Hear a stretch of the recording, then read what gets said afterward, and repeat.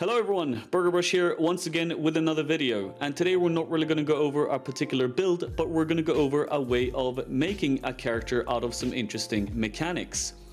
And we're going to use a Trickster for this one, and we're going to go over mechanics such as charge duration, adrenaline generation, and also onslaught generation as well.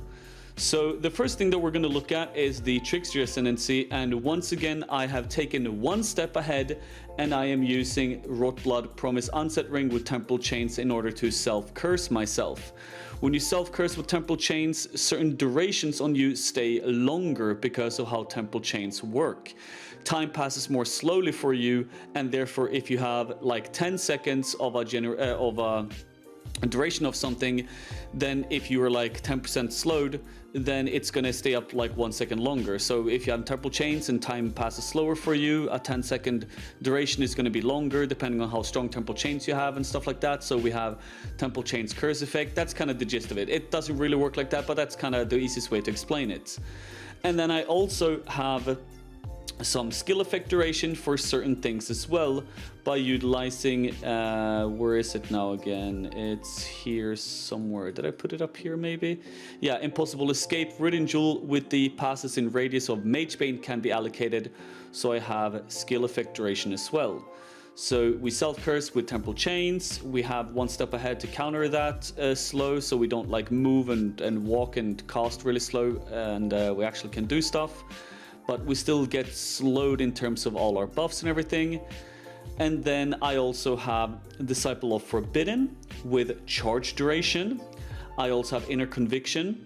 That's going to give us more damage per power charges, and we have a couple of power charges here as well. And then lastly, I also have, yes, over here, we have Swift Killer with increased charge duration. So why do I have all these things, and how does the mechanics work that I'm going to talk about? Well, the charge duration that we have both here, and the fact that we're self-cursing and we have skill effect duration and stuff like that, there's an interesting mechanic that a lot of people have been playing with this league called the Ralakesh Impatient Riveted Boots. What these boots do is that minimum endurance charges equal to maximum while stationary, and the same applies to frenzy and power charges. So that means that when you have these boots on, you have your maximum charges of each charge. So I have 7 power charges here because we have +1 here, and we have +1 here, and we have void batteries and stuff like that. So we actually reach 7 charges, and then I also have 6 frenzy charges because we're playing with +2 here, and we have another one here. But the problem with these boots is that as soon as you move, you lose your charges. So what a lot of people have been doing this league is that they have a pair of boots on them that they normally use. Like I have my murder boots here, and they have all the things that I want, like my movement speed and my onslaught proc and all that stuff, right? And then what they do is that they put on the Ralakesh boots, so they get their maximum charges of everything, and then they take them off. And what happens then is that you keep your charges for a duration that you have, like your charge duration, without having to lose them when you move, because these boots give you maximum charges when you have them on, and you lose them when you move. But if you take them off, you still get to keep your charges, and you can still move around with your charges. Now this is something that GGG might nerf next league, because this is kind of broken in my opinion, and a lot of other people think that as well. But if they don't do that, then this is going to be a very interesting mechanic to keep playing with for a lot of people. Because what I do here is that we have 200% increased charge duration and 100% increased charge duration here through the charge mastery as well.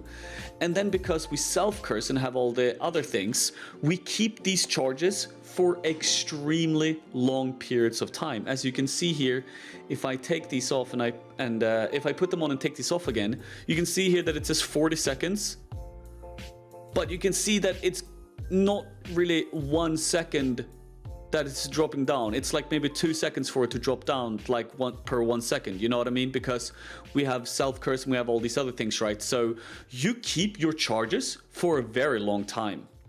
And this means that every time you enter a map, you can just do this, bang bang, and you have charges for like over a minute. And every time you enter a boss, you do the same thing and you have charges over a minute. You get free endurance charges, free frenzy charges, maximum power charges. And we have, you know, inner conviction, all that stuff. So power charges is really strong for us, and we still get to keep all the other charges as well. So this is a really, really strong mechanic, and playing Trickster and utilizing charge duration is a very nice way utilizing this as well to keep your charges for a long time without having to constantly do this while you're mapping. Just swap these out all the time is very annoying. No, you can just do that once when you enter the map and once before you go into the boss room. And you can just have full charges for the entire map. Now, the other interesting thing that I saw on another video that I was like, wait a minute, this is pretty crazy. Why have I not like really tried this myself? Maybe someone else has done this a lot. I don't really know. I just saw it in some random video and I just figured like, wait, I want to do something like this where I use like the charges and I do the self curse and I have the ring and maybe a pair of boots and everything like that as well. But something you can do as well is using the Death Rush Amethyst ring, which is not really a good ring in itself. Like, as you can see here, it doesn't really give you a lot of stats or anything like that. But the one thing that this ring does is that it gives you adrenaline for 3 seconds on kill. Now, a lot of people utilize this ring in order to map very fastly because adrenaline gives you like movement speed and it gives you damage and some damage reduction as well. So it's a pretty nice mapping ring if you can make up for like not having like, you know, life resist or other form of stats that you want damage maybe perhaps on a ring. But there's a really interesting mechanic that you can use here in order to trigger adrenaline even when there's no mobs in your map, or triggering it for bosses as well. The Writhing Jar Hallowed Hybrid Flask actually makes it so whenever you use it, 2 worms escape from the jar, and these worms are killable. So if I go in and I kill a worm, it will then trigger adrenaline through my Death Rush Amethyst ring. So I can self-trigger adrenaline whenever I want it by just using the flask once and killing one of the worms. As you can see here, boom, I get adrenaline. And when you have self-curse and all that stuff as well, the adrenaline stays for longer than 3 seconds, so that's pretty nice as well. So you can like have the adrenaline for a little bit longer in general. It's not that long though, it's maybe like 4 or 5 seconds, but it's still pretty nice because you can just use this flask over and over again because we utilize something more. As you can see here, the Writhing Jar Hallowed Hybrid Flask is a life and mana flask hybrid. It's a hybrid flask, so it counts as both a mana and a life flask. So if you then get replenishing remedies, so you have flask charges gained, yeah, whatever, but life flasks gain 1 charge every second, and life flask gain 2 charges every 3 seconds, and mana flask gain 2 charges every second. If you utilize this, then you will gain 5 charges every 3 seconds on your Writhing Jar flask. And you can also take the Flask Mastery here that gives life and mana flask gain 1 charge each as well. Then you gain 7 charges every 3 seconds. But I figured it actually works to just have this and this alone, because as you can see here, I have my Writhing Jar flask here. It's now full. I will use it. I will kill the worms in order to gain adrenaline, and my flask will go up again. And now I can use it again. And I have adrenaline. And I can self-sustain my flask all the time because of my flask regeneration from the skill tree, and therefore I can have adrenaline all the time. And you can just keep it up like this in maps. Very simple, very easy. I just have adrenaline all the time. And another thing that we utilize for this as well is by having Onslaught for 4 seconds on kill chance on our boots. As you can see, sometimes I also trigger Onslaught. So when you're mapping, you're going to have adrenaline, you're going to have Onslaught up all the time, you're going to be super fast, you're going to be very zoomy. And even during bosses as well, you can have adrenaline up all the time for damage and damage reduction, all that stuff. And sometimes you can even get a free Onslaught on top of that, which is really great. And you can self-sustain this very easily as well, because your Writhing Jar is always going to be like replenishing itself. So you can just keep up adrenaline, you can get some Onslaught procs here and there as well during bosses if you want that, and especially when you're mapping, when you're just killing mobs, you're going to have both of these things up all the time. And this makes it very simple to map with this character. Like I said, I'm not really going to go over the character too much. I'll put up a POV of like what gear I'm using and why I'm playing this character.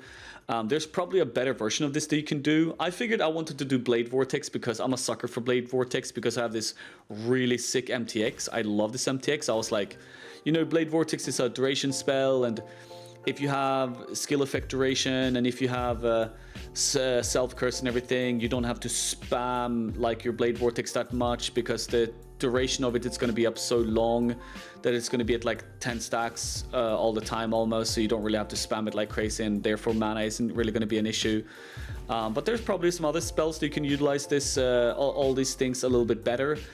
Cast speed doesn't really do a lot for Blade Vortex in my opinion, and by having Adrenaline and by having Onslaught most of the time, you do gain a lot of cast speed, so maybe another spell that utilizes cast speed would be quite good here as well.